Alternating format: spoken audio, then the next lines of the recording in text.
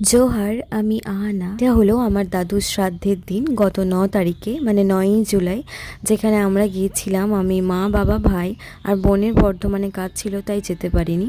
আর আমাদের সকলেরই মন খারাপ ছিল, কষ্ট পাচ্ছিলাম। তার কারণ তোমরা কম বেশি সকলেই জানো, গত 5ই জুলাই আমার ঠাম্মা মারা গেছেন।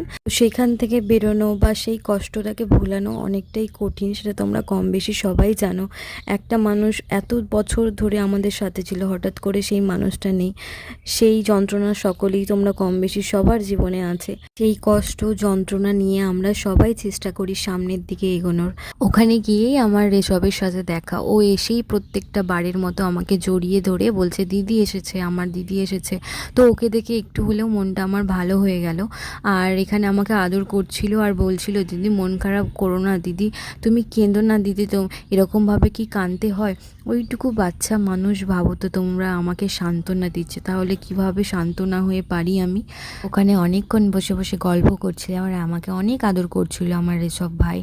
তো এইদিকে তোমরা দেখো, আমাদের সাঁওতালিদের শ্রাদ্ধে অনেক রকম নিয়ম থাকে, যেগুলো সবার পক্ষে জানা সম্ভব নয়। সেটা আমিও জানি না, আমি প্রথমবার দেখলাম যে এরকম নিয়ম আমাদের এই সাইডে আলাদা রকম হয় আর ওই সাইডে আলাদা রকম দেখছি। কারণ সম্পূর্ণটা আলাদা নয়, কিছু কিছু নিয়ম আছে যেটা এক একটা এক্সট্রা থাকে বা এক একটা আলাদা থাকে, সেটা আমি খেয়াল করলাম।